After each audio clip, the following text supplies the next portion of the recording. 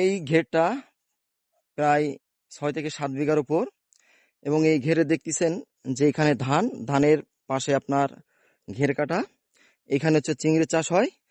আর এই ঘেরের পাড় দিয়ে এই যে টমেটো, এই টমেটোর চাষ হয়। কিন্তু স্থানীয়ভাবে জানা গেছে যে এই টমেটো যে দাম, এই টমেটো সংগ্রহ করে বাজারজাতকরণ সেই দাম পাবে না, যেই কারণে মানে লাখ লাখ টাকার উপর যেই চাষ, টমেটোর এই চাষের পুরো টমেটোটাই আমার মনে হচ্ছে যে নষ্ট যাবে।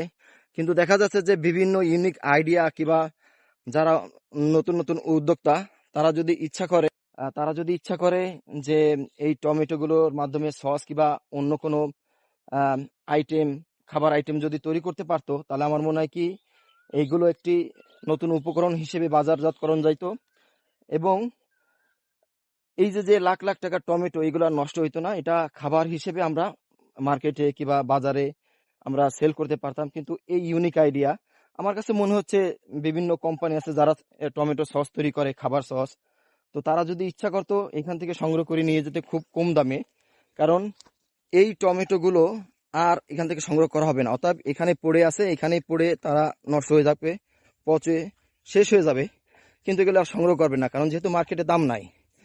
আর এইখানে যদি কেউ ইচ্ছা করতো টমেটো সস তৈরির জন্য সংগ্রহ করে মার্কেটে বাজারজাত করলে, দেখা যাচ্ছে যে এখান থেকে এই ফেলে দেওয়া ফসল থেকে আপনার নতুন করে আপনার সস করে লক্ষাধিক টাকা ইনকাম করার সুযোগ থাকতো।